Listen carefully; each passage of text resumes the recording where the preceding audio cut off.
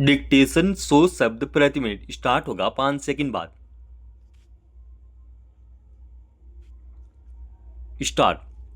Canada ने अपराध की दुनिया में कुख्यात माने जाने वाले लॉरेंस बिश्नोई गिरोह को आतंकी संगठन घोषित करके एक सख्त संदेश दिया है कि अगर किसी समूह की गतिविधियां आतंकवादियों के समकक्ष हैं तो उसे उसी नजरिए से देखा जाएगा। दरअसल कनाडा में कई बड़ी आपराधिक घटनाओं के पीछे लॉरेंस बिश्नोई गिरोह का हाथ बताया जा रहा है। इस गिरोह पर प्रवासियों से वसूली, उन्हें हिंसा की धमकी देने और कुछ विशिष्ट समुदायों को निशाना बनाकर आतंक फैलाने के जरिए अपने पांव फैलाने की आरोप है।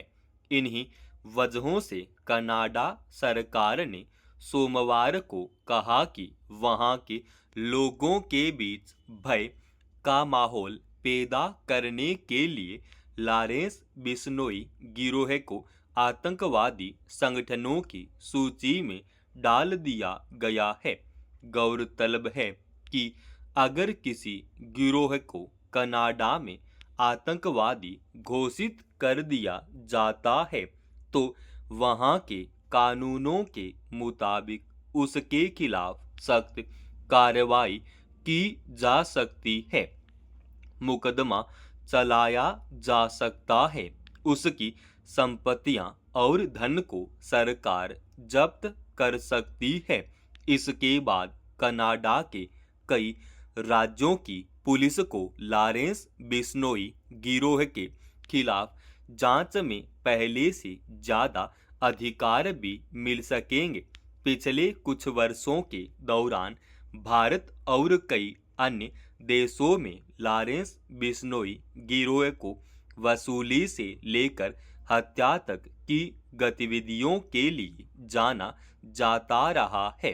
कनाडा में उसके खिलाफ सख्त कदम उठाए जाने की संभावना पहले से बन रही थी क्योंकि वहां इस समूह पर प्रतिबंध लगाने की मांग काफी समय से की जा रही थी, मगर कनाडा सरकार ने इस संबंध में जो कदम उठाया है उसकी पृष्ठभूमि बीते कुछ वर्षों के दौरान भारत और कनाडा के बीच चली खींचतान को भी माना जा सकता है।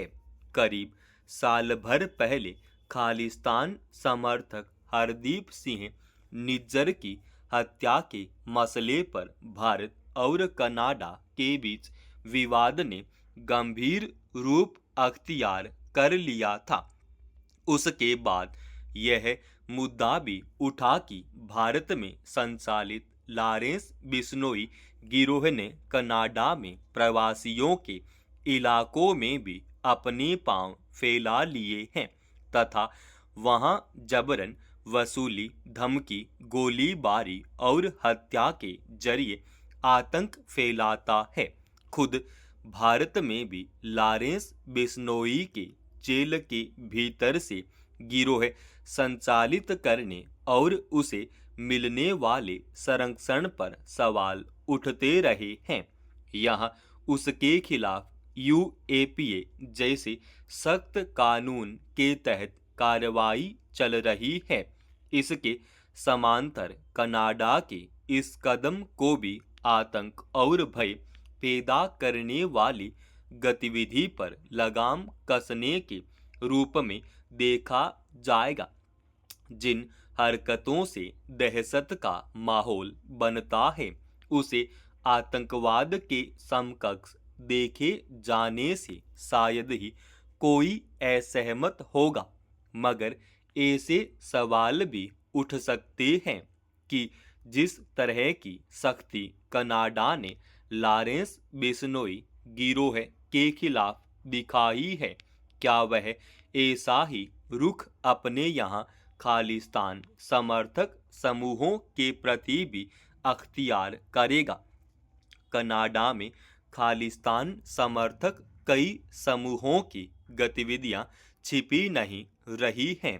इसके सबूतों के साथ भारत ने वहां की सरकार को सूचित भी किया है, मगर कनाडा ऐसे संगठनों के खिलाफ सख्ती बरतने को लेकर कोई बहुत उत्साह नहीं दिखाता। अब कहा जा सकता है कि लॉरेंस बिश्नोई गिरोह को आतंकी संगठन घोषित कर कनाडा ने अपने बड़े अपराधों के संजाल को तोड़ने की कोशिश की है, मगर इसे इस कसौटी पर भी रखकर देखा जाएगा कि आतंक को बढ़ावा देने वाले दूसरे समूहों को लेकर उसका रुख कैसा रहता है।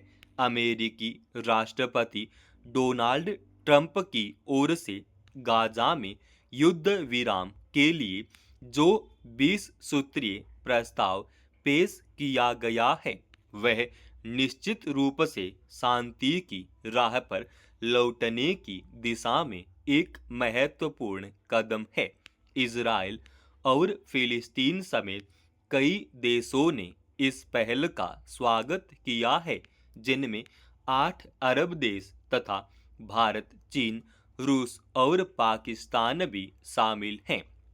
साफ है कि ज्यादातर देश गाजा में शांति के समर्थक हैं, मगर क्या हमास भी इस प्रस्ताव को स्वीकार करेगा? यह सवाल इसलिए अहम है क्योंकि हमास की ओर से अभी तक कोई उत्साहजनक प्रतिक्रिया नहीं आई है।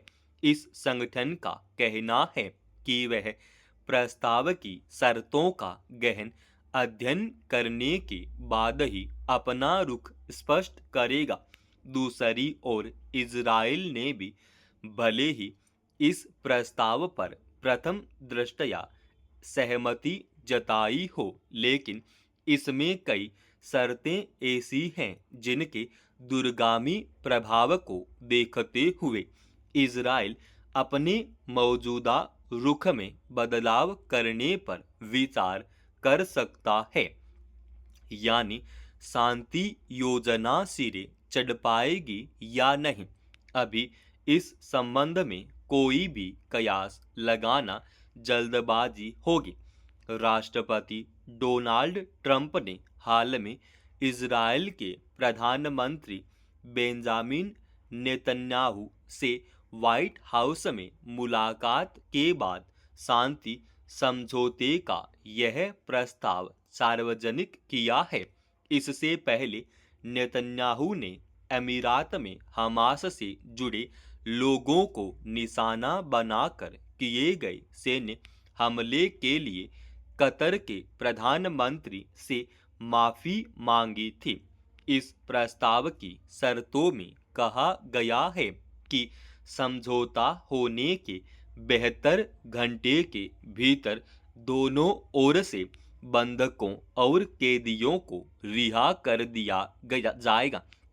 गाजा का प्रशासन एक अस्थायी तकनीकी और गैर राजनीतिक फिलिस्तीनी समिति को सौंपा जाएगा, जिसकी निगरानी राष्ट्रपति ट्रंप की अध्यक्षता वाला बोर्ड ऑफ पीस करेगा।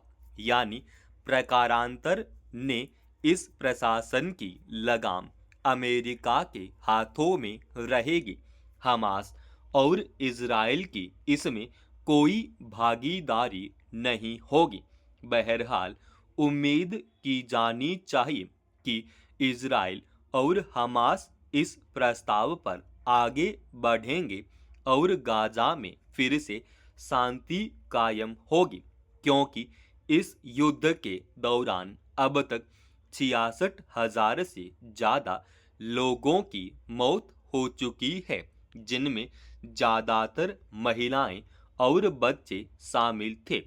समाप्त।